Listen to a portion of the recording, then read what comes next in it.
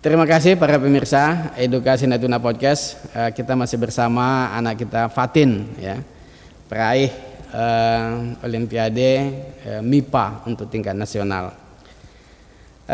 Fatin, tadi kan kita sudah bicara tentang kesukaan, ya, berarti optimis, ya, di bidang apa yang kita sukai gitu. Emang udah dari awal, udah dari kecil emang suka bagian IPA. Oh iya. Udah suka, gara-gara suka melihara kucing sih. Oh, suka melihara kucing juga, ya? Iya. Jadi ada berapa kucing di rumah?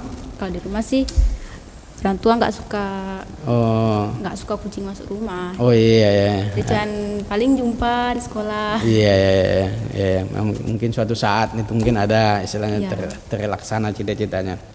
Menurut Fatin, bagaimana peran remaja saat ini? Kan remaja-remaja saat ini kan ingin yang santai, ingin yang istilahnya hura-hura gitu. Jadi bagaimana tanggapannya tentang remaja-remaja yang mungkin ada juga teman-teman Fatin gitu yang seperti itu? Ya harus dipicu tuh semangatnya lagi. Iya. Di bidang masing-masing tapi karena kalau misalnya di bidang KSN itu nggak semua orang nggak semua orang bisa, harus dipaksa dari diri sendiri, tapi diri sendiri kadang juga pengennya rebahan aja, gara-gara nengok kawan rebahan, kawan santuy-santuy, ngapain kita ikut kerja keras sendiri gitu. Mungkin memang harus dari sekolahnya, dari orang tuanya, memaksakan gitu. Ya, jadi memang kita melihat kan sekarang apalagi di zaman globalisasi ini kemampuan siswa itu kan bervariasi, ya, seperti tadi macam Fatin di MIPA, tapi mungkin juga ada siswa-siswa lain mungkin di seni, ada mungkin lagi di olahraga atau bermacam-macam, ya. Jadi sebenarnya kita yang penting mungkin mencari jati diri kita, ya. Apa sih yang kita senang gitu, ya. Nah, kalau Fatin dulu pertama-tama gitu bagaimana mencarinya, apa yang kok bisa duluan senangnya di kaligrafi atau di MIPA gitu? Dan juga tertarik bagian psikolog. Oh, psikolog juga tertarik? Ya, kalau misalnya ada tes-tes gitu. Iya. Suka nyari jati diri, suka nyari minat bakat. Iya. Ada buku atau di searching Google tes-tes MBTI, Steven gitu. Iya. Jadi kan di situ tahu kemana cenderungnya kita gitu, ya. Istilahnya keinginan kita atau mungkin kompetensi yang kita miliki itu cenderungnya bagaimana. Jadi sering mengikuti tes-tes non kognitif itu, ya. Iya. Psikologi itu. Jadi bagaimana pula supaya itu kemarin itu didapatkan, itu dari mana? Kalau SMP itu difasilitasi dari sekolahnya yang Steven. Oh. Seangkatan di tes. Di tes semuanya, cenderungnya kemana gitu. Kepribadian dengan cenderungnya juga. Iya. Ini memang hal yang menarik untuk para pemirsa, terutama rekan-rekan yang mengelola sekolah juga. Ya, memang kita kadang-kadang kalau hanya melihat, ya, sepintas selalu saja hobi atau kesenangan itu kadang-kadang nggak tergali secara istilahnya baik gitu. Jadi alangkah baiknya dengan pengalaman Fatin ini waktu dia di pesantren, ya. Di pesantren memang itu didatangkan psikolog. Nah, sehingga mereka ini dites kecenderungan kesukaannya itu kemana gitu, hobinya itu kemana gitu. Nah, jadi sehingga setelah dia sudah tahu hobinya di mana, dia tinggal melanjutkan lagi, ibaratnya itu tinggal menyiram gitu, ya, memupuk gitu, ya. Nah, karena dia tidak. Jadi memang kebanyakan anak-anak kita sekarang ini malah ada sudah kelas 9 SMP, mau masuk sekolahnya dia masih ragu gitu. Malah ada lagi sudah kelas 12 SMA gitu, mau masuk kuliah di mana masih ragu gitu. Nah, jadi ini bagaimana pandangan atau pendapatnya Fatin ini?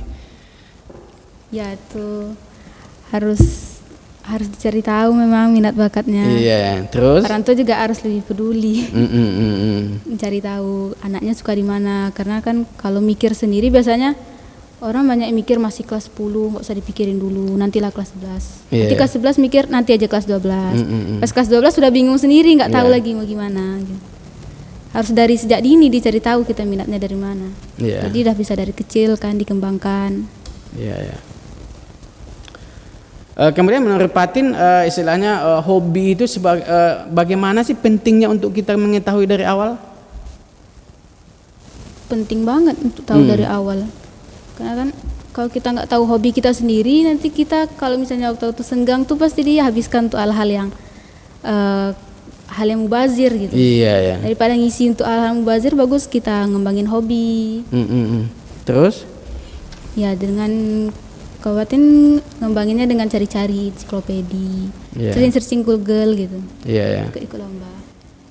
Ya, jadi ini memang sangat menarik ya. Memang kalau hobi kita belum terfokus, maka disitulah para orang tua juga memang kadang-kadang kewalahan anak kita, sering ke sana kemari segala macam. Kenapa terjadi seperti itu? Karena memang dia belum tahu hobi dia, belum terfokus untuk masa depan dia itu bagaimana, sehingga kadang-kadang dia tak terpikirkan.